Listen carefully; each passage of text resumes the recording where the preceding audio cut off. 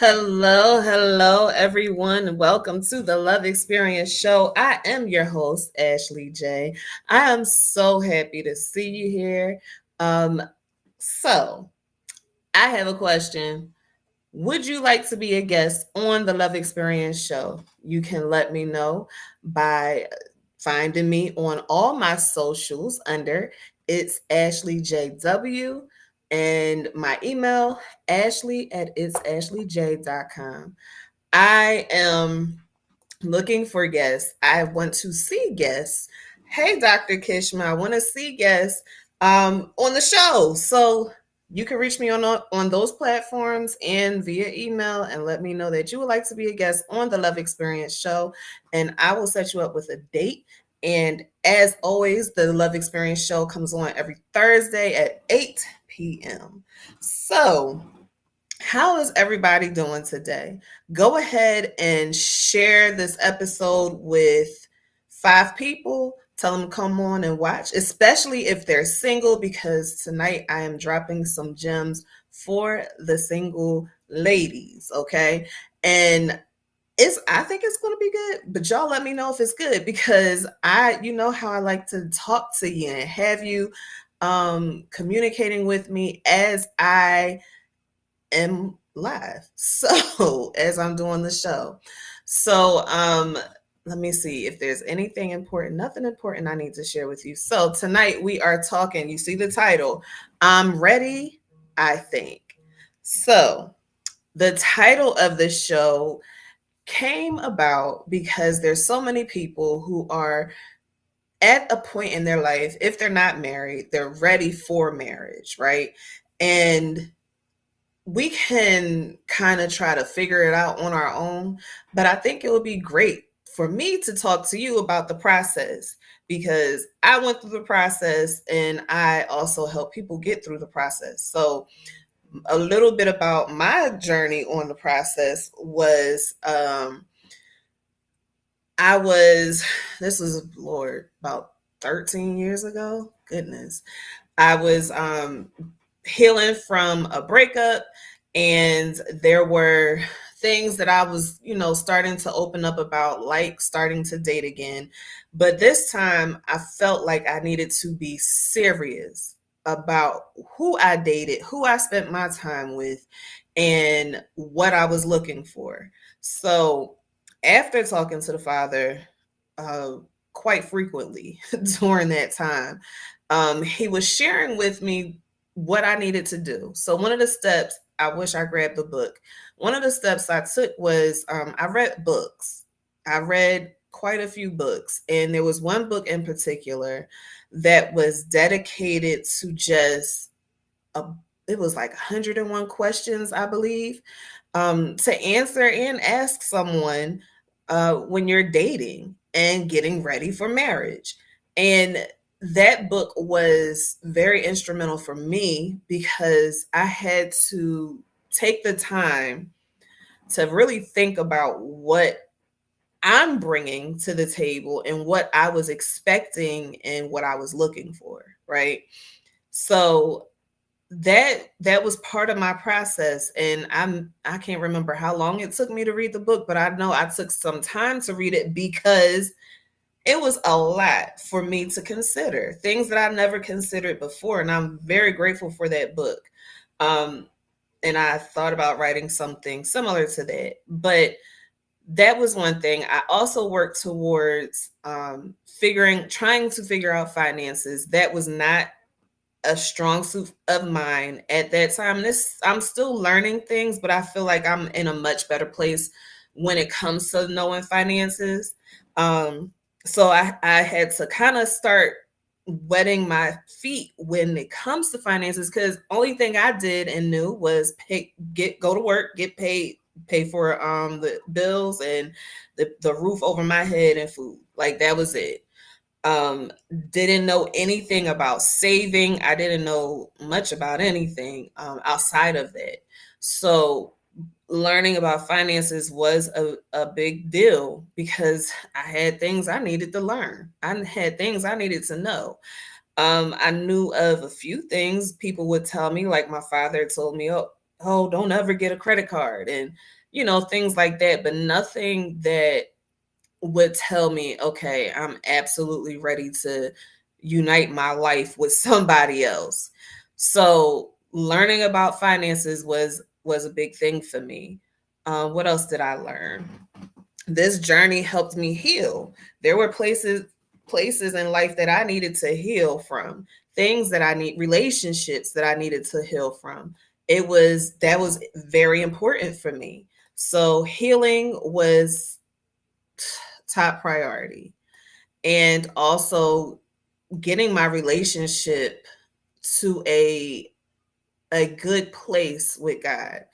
One of the downfalls of being in a toxic relationship is losing my connection. And maybe you've experienced that as well. Maybe you lost your connection with God being in a toxic relationship, or just being in a relationship period, because I can say for myself, I won't say y'all because maybe it didn't happen like that for you. But for me, I really had to, I had to pay attention to what I did. And I had to learn some of my behaviors when it came to being in a relationship, because one thing that I did was I want to devote all my time to Yale, talking about the guy, whoever it was, devote all my time to you. And no, I'm not going to do anything that I feel like would run you away. And that may have been not paying attention to the father, which when you're in the dating world, that is a huge mistake. Huge mistake, because you are constantly running into so many different people, and you're opening yourself up to so many different personalities and beliefs. And if you are not strong in who you are, and I'm going to get into this a little more later, but if you're not strong in who you are, then it's possible that things that are helping you, things that were behaviors and routines, that's the word I was looking for, routines that you were used to doing, may go by the wayside, and you may not do them as frequently as you did before, or at all. I know one thing I was taught as a young girl was always making sure that I start my day with talking to the Father. And when I got into that relationship, it was a few relationships. When I got into those relationships, that went out the window. I was not paying attention to the Father. And I'm not saying that to be boastful. I'm saying that because it's ridiculous. I should have never put down the person that protected me and kept me through all of the different things that I've gone through. Like, what, really? No. So that was something that I had to get strong in. So yeah, that was part of my journey, and really learning who I could be around and who I couldn't be around. Because if you want to change your life and start dating with intention to get married, some of your friends you had when you were single are not going to be your friends when you are changing your lifestyle, because this is 100% a lifestyle change. Let's be real. It is a lifestyle change when you decide that you want to start dating with the intention to get married. You have to change your lifestyle. And a lot of people are not going to like that. And they won't be able to come with you. And that's the honest truth. Even when after you get married, or as you switch seasons in life, and be elevated and do all of the things that you are supposed to be doing, your friends are going to change. There will be some that you maintain. There will be some friendships that you maintain when it comes to um life. But a good portion of them that are not on the same wavelength as you, and they are not about changing their behaviors or upgrading their life, you will lose those friends.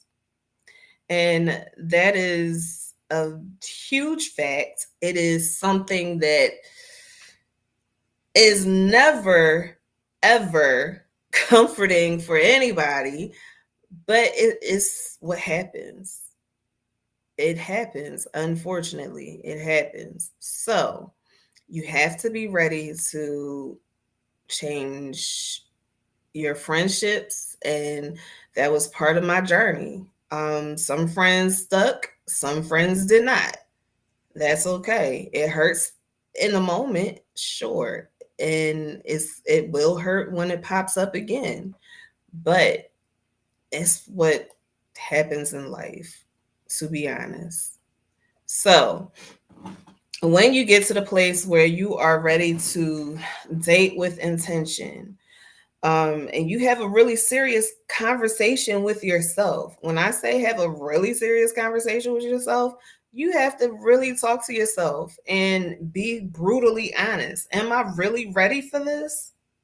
Am I really in the place that I feel like, I can welcome someone into my life that is not necessary, that is not here now, and I want them to be here for the long haul? Am I in that place?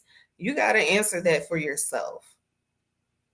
I felt like I was. So the thing that had to happen first was being in the right mindset. So this kind of goes along with what I was just talking to you about. So one of the things would be deciding. One, you have to decide, as I said, make the decision that you're ready to be here. And then also, you have to shift your lifestyle. Your lifestyle has to switch into being ready for marriage and turning away from being the fun girl. And that, I mean, you have, like, it's going to be hard because it's changing some behaviors that you had maybe if you were not in your 20s anymore, or maybe you're in your late 20s. It takes a big adjustment because the 20s, you're having fun. You are experiencing everything that you want to experience at that time. So you have to change your mindset. Um, if you are not someone who, if you're not a virgin, then you have to be selective. And I mean, I would honestly say even be celibate, because this is like a new lifestyle. This is like you're changing identities. Thank you, Lord.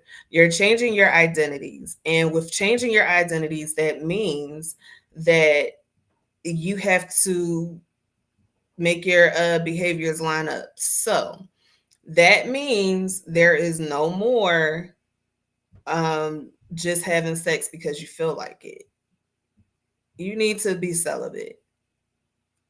You need to chill out and practice restraint, because the man that you will welcome into your life, who is going to be the man that you end up marrying, if it is the correct man, then it would be better to start off with you not having a whole lot of, run-ins with people from your past, the ones that you could call, because he'll be ready.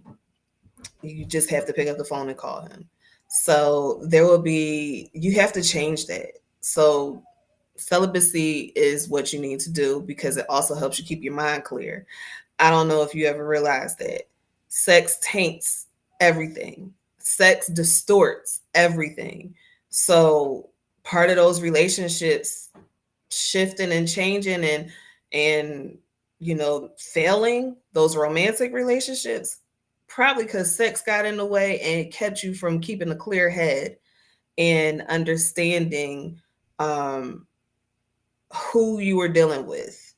And if I know for myself, if I did not have sex with some of those men in the past, I would not have any toxic relationships to talk to you about. So you have to watch who you have to just stop.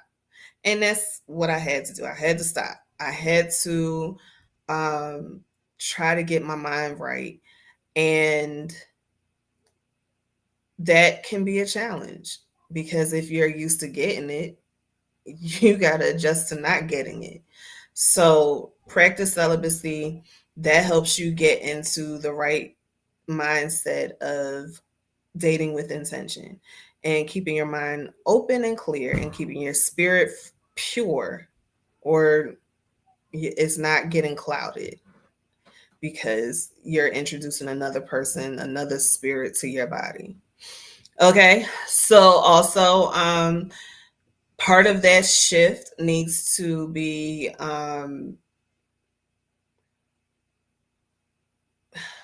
learning what you can about marriage. It's really helpful to talk to people who have been married before, even talk to women who have gone through the process of preparing for marriage. It is helpful when you are in this place because they can give you some tips. They can give you some pointers on what they did to get ready. You don't have to necessarily do everything that they did, but there are some things that you will be able to pick up on. So talk to people, talk to men. Like, one of the things that you can do if you have people who have been married for a long time in your family, talk to them. They will be more than happy to tell you. Talk to them because marriage is real and you need to get some guidance on marriage. Not everybody you can do the same thing as them, but you can pick up something from them when it comes to preparing for marriage. One thing that we did for my bridal shower was I had a box. It was a jewelry box, but it was a very nice jewelry box. And at my bridal shower, they passed index cards around to all the women who've been married. And that is currently married and not married, as far as getting divorced. And they all wrote down advice for maintaining marriage, for maintaining myself as a wife. And that was, I don't even remember who came up with that idea, but that idea was a fantastic idea because I learned quite a bit. And it's probably something that I never would have explored before if I did not, or I didn't come up with the idea, but if they did not do that, because there were a lot of gems, that was written down in those index cards. And honestly, I could probably take them out and explore them again and look at them again because I don't think I've looked at them since around my wedding. So that was something that was really great. So that is why I'm telling you to reach out, ask them about what they did to get prepared for marriage and maintain their marriage. Another thing you could do, there is this very famous doctor. They're actually a couple. They're both doctors in this marriage, and their names are doctors John and Julie and John Gottman. Excuse me. and they have a wealth of information and plenty of books that you can order on Amazon about different things with marriages. Like their their thing is kind of like helping people rebuild their marriage, but the information that they give you is information that you can use to set the stage. So get their books, figure out how to have conflict resolution in your marriage, figure out what to do to keep the spark alive in your marriage. They have all of that information and you need it. So definitely read those type, getting yourself in front of those type of books and that type of information is really important during this time, because that helps you get in your mind that you are preparing for marriage and you're not going to just accept anything. So that is one step. Okay. Then you have know what you want. So I think I may have talked about this before, but one of the things that I did under the guidance of the Father was wrote down every single thing I wanted in a man. Every single thing I wanted in a husband, what I wanted him to look like, how I wanted him to be. Like I wish I had that that list still. I don't know. I think I got rid of it when I moved. But every single thing that I wanted in a man, I wrote it down, starting from the shallow things to the very in depth, under the surface things. I wrote everything down, and you need to do the same thing, because if you take the time to sit down, think about it, and really, really think about it and pray about it, then you will realize that what you've had in the past obviously is not working because you're not with them. So you need something different. Do not be afraid to try something different. That is what you need to do. Try something different, because those things that are different will be things that will make you happier. So for me in the past, my whole thing was I wanted somebody who was maybe I don't think I really said my complexion, but I wanted somebody that was darker than me. And when I say darker than me, like I wanted somebody that was chocolate. And I was accepting if they was like a few shades darker than me. So that was one of the things. And they had to be over 6 feet and they had to be this and like all of the things, right? I did that. But here is the thing, I needed to find something different. So I did not say I needed somebody 6 feet. I just said he needs to be taller than me. Okay. And that's not a whole lot that he needed to be because I'm only 5'3". But he needed to be taller than me. Boom. Got that. So he's taller than me. The skin complexion didn't really matter. I knew I wanted a black man, but the skin complexion didn't really matter, because hanging on to that hang up with having a darker skinned guy, that didn't always bring me happiness. So had to throw that idea away. Skin complexion didn't really matter. One of the major things that I wanted was somebody who was established. It was important for me that I married somebody who already was good with money, somebody who has built his life with all of the things that he wanted. That was important for me because I know I'm no good. I was no good with money. I just knew, as I told you, the basics: make money, pay my bills, feed myself, and that's it. So I needed somebody who understood money much more than I did. And that was, like I said, was extremely important. And he was established, as in he already went through the process of buying a home and owning the home. He already went through the process of maintaining a vehicle. And when he had furniture, like, I know that sounds crazy, but I needed him to have furniture because then I would know, okay, you know that you need to furnish your house and you're going to do the things that you needed to do to furnish your house. Cool. Got that. So that is, and it was important for me because I needed stability.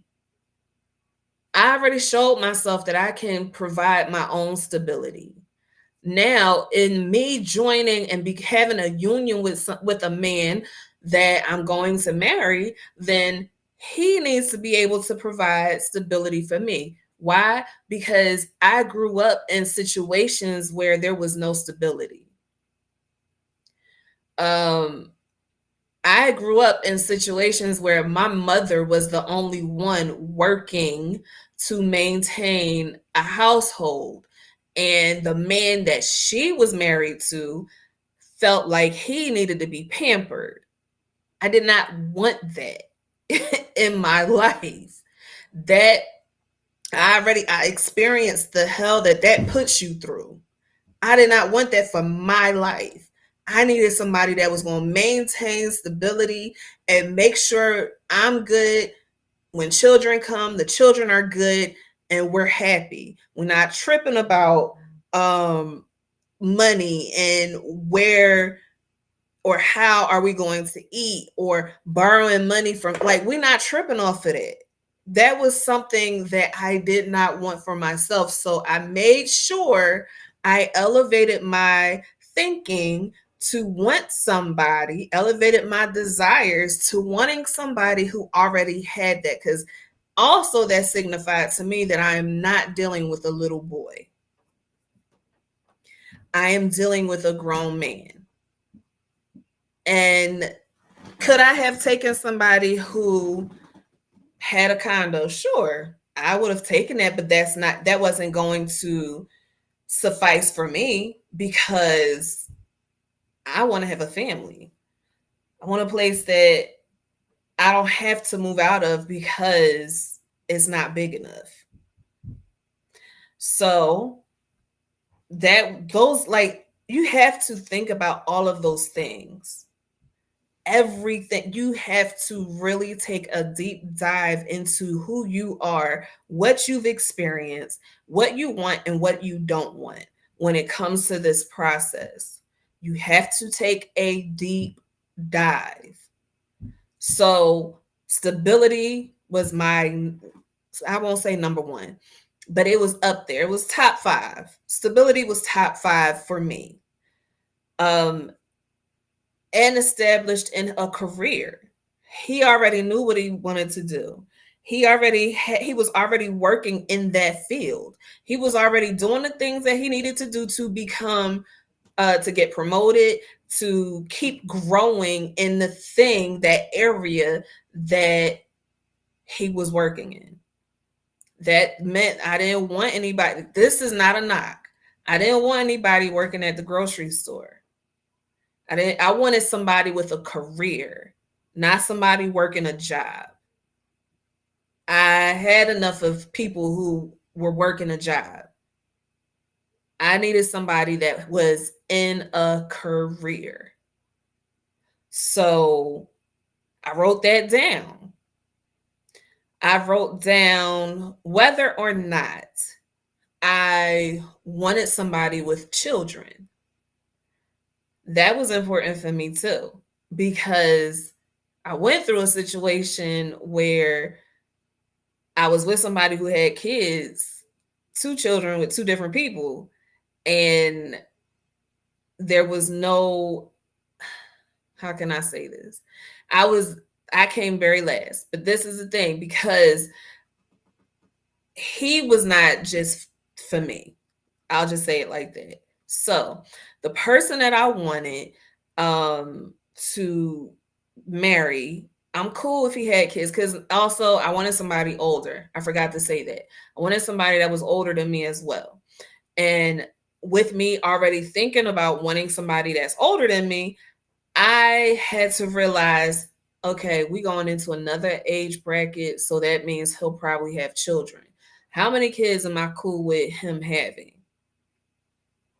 So I wanted the person I wanted to be with, I wanted them to have one child. I did not want multiple baby mamas. I wasn't dealing with all of that. So he had to have one child. That was all I maybe would accept two if they were by the same woman. But mostly I just wanted somebody that had one kid. If the list went on, okay, it was like 2 pages long. I wanted somebody that was funny, because I love the fact that my uncles were very silly and they always were, making us laugh. I wanted that for myself. So I needed somebody who had a sense of humor. And it was, I mean, like I said, the list went on, but I was very intentional on maintaining that list. I rehearsed that list because I rehearsed it because I needed to make sure that the men that I met, they met those requirements. My list, those were requirements. He needed to have that before I agreed to go on a date or agreed to go on a second date. That was a requirement. So I knew exactly what I wanted. The only thing, like when I talk about my husband, the only thing that was left open really was his looks. Like I said, I knew I didn't want anybody that was, they didn't have to be chocolate. That was my favorite flavor, but the man that I married, he didn't have to be chocolate. So if you see the picture, he's not chocolate. We like the same complexion. So I was cool. Also, maintaining boundaries. It's so many times where I'm, talking to women and talking to people, period. And they talk about relationships that they've been in and talk about their desires and all of the things, right? And then I say, what about your boundaries? Did you set those boundaries? No, I didn't. You have to set boundaries, because boundaries help you to be comfortable in your relationship. They help you to show people how they can treat you. They help you to um, maintain who you are. They help you to kind of integrate into a romantic relationship, well, relationship period. But they help you to get into a relationship and come with everything of who you are and feel safe and feel cherished and loved in this situation. Okay. So you have to have boundaries. Boundaries for you may be um, he can't be more than 15 minutes late for a date.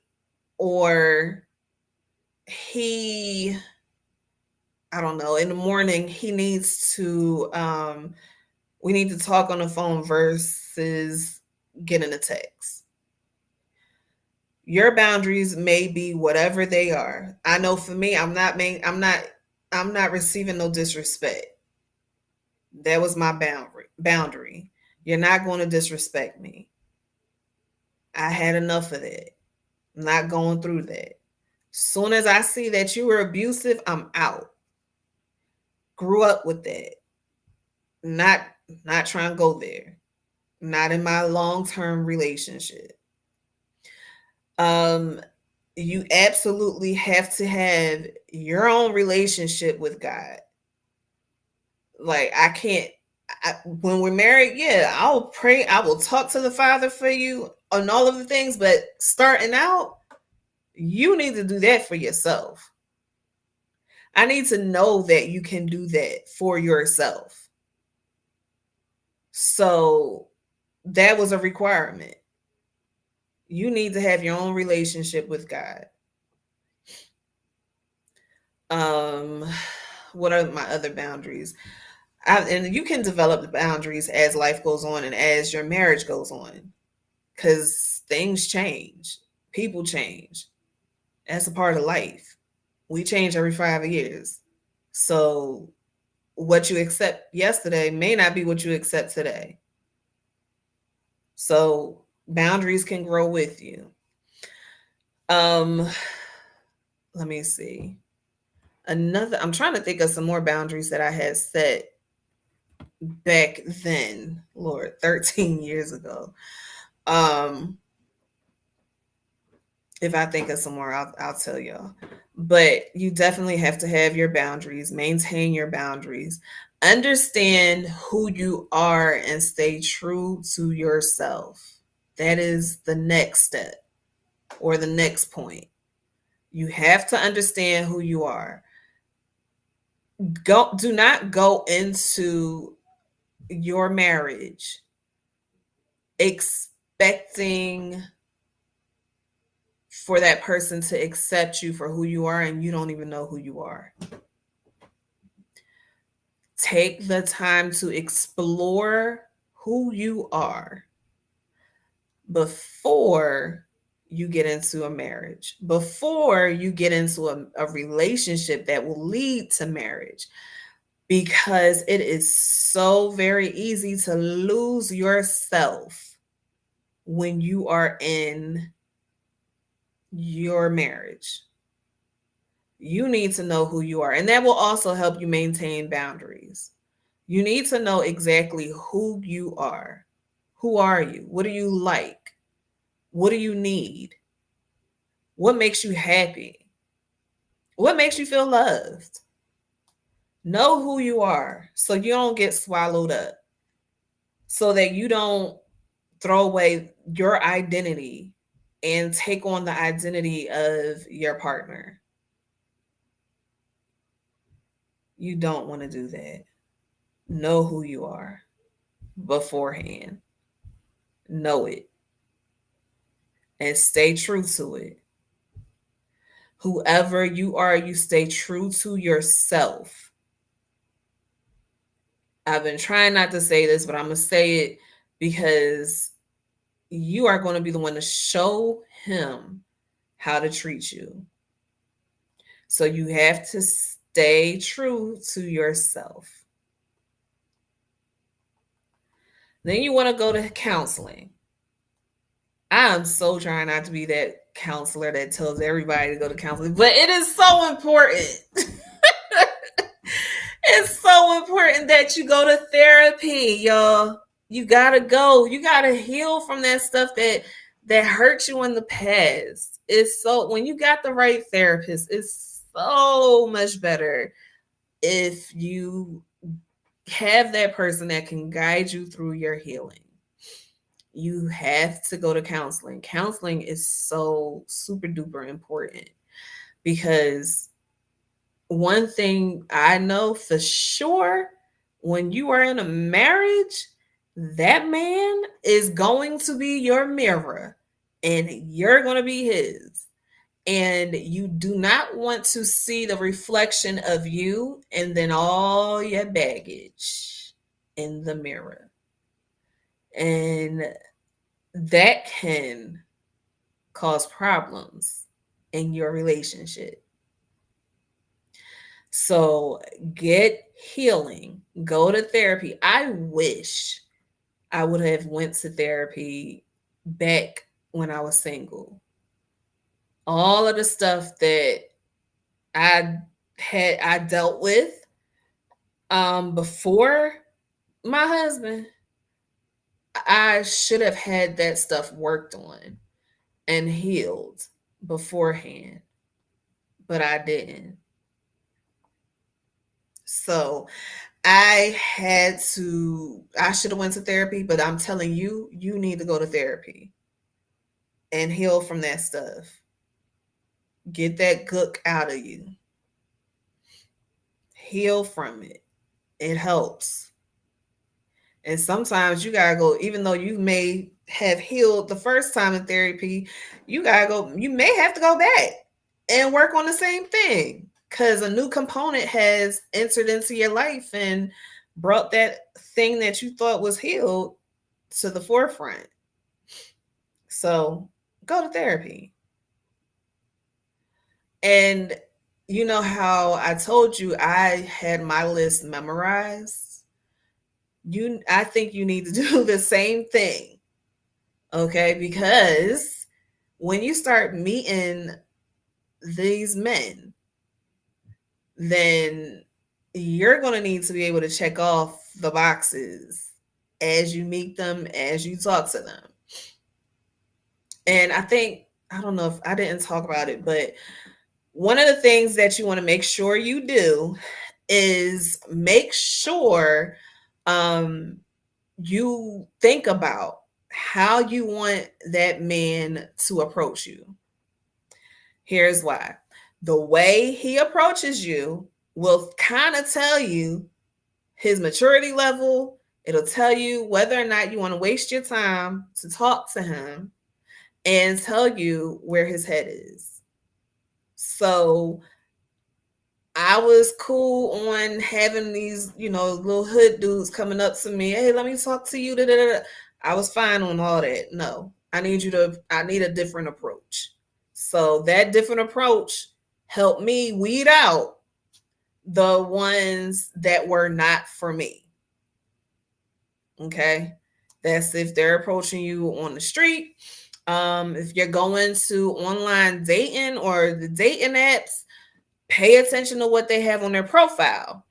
Paying attention to the profile, that will show you whether or not he is just on that app to get laid or whether or not he is truly looking for something. I've told y'all before about when I saw my husband's profile, I was like, no, thank you. The pictures were not jiving for me, but what he had written on his profile, I was like, oh, okay, maybe. Because I was so staunch on I'm not repeating no patterns, but got confused when I read his profile. And then he reached out to me, and the way he reached out to me was different. So I had to say, okay, let me look at these pictures again. And I looked at them again. What I thought I saw the first time was not there. And Abba told me, hey, pay attention to this one. And, I had to go back and look. He told me to look. So things were different. So that's what helped me to decide to start a conversation with him. And how slow he took things. That was important also, because I was so used to these guys that were trying to rush things so they could get their gratification. That wasn't fair to me. So I paid attention to all of that, and you need to also. Okay? Don't settle.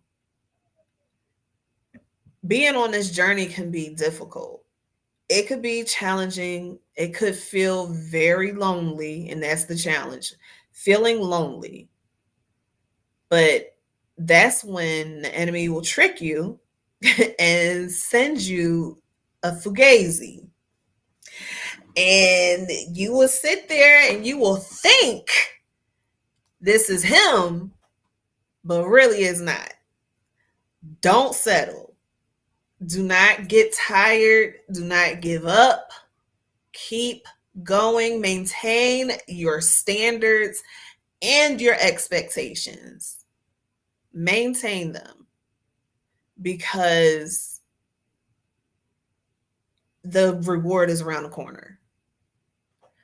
Do not settle, Because the last thing you want to do is just settle for somebody because they've checked off some of the boxes and you think you can help them develop the rest of it.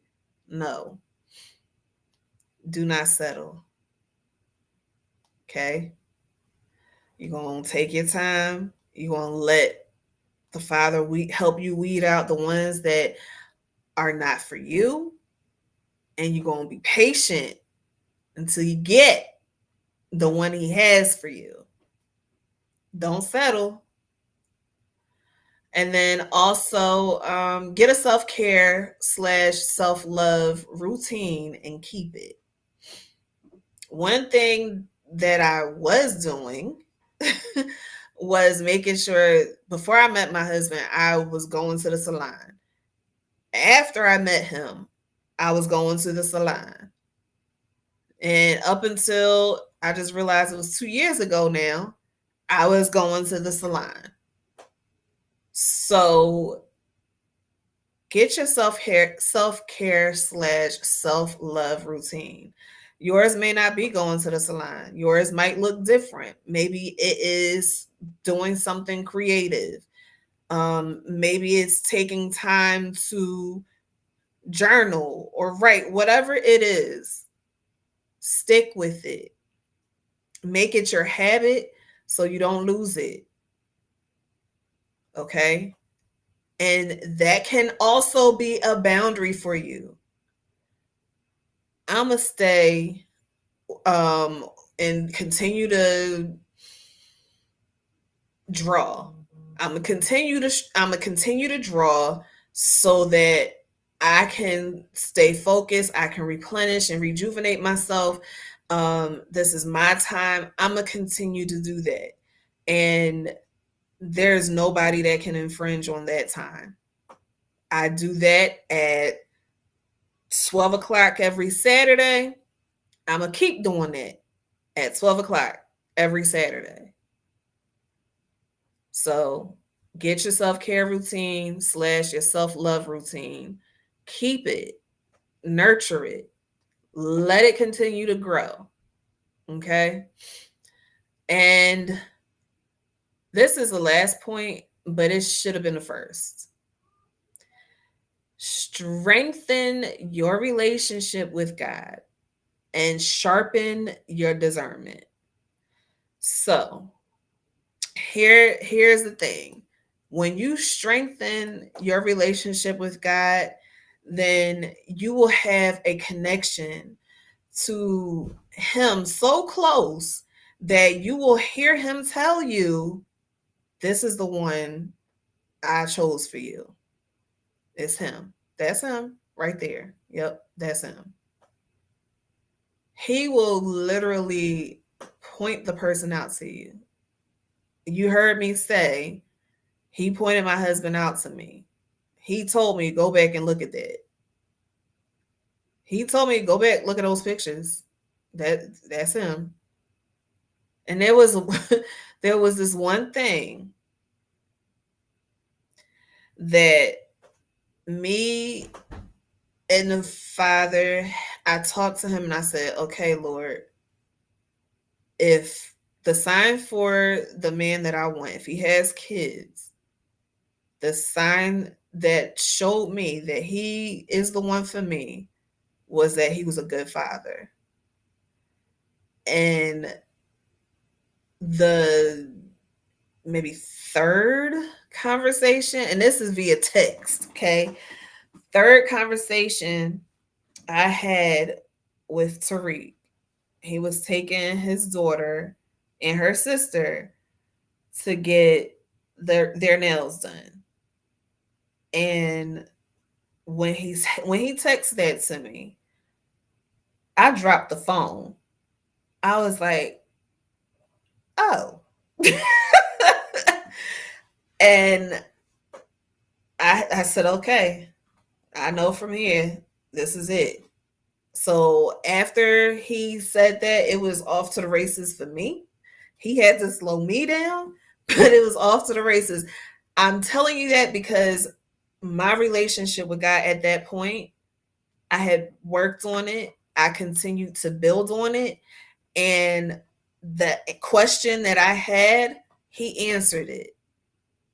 So you want to make sure you develop your relationship with God and your sense of discernment, because your discernment is also what's going to help you weed out the weeds. Okay. Your sense of discernment is going to help you figure out who is for you and who is not. All of that comes to play.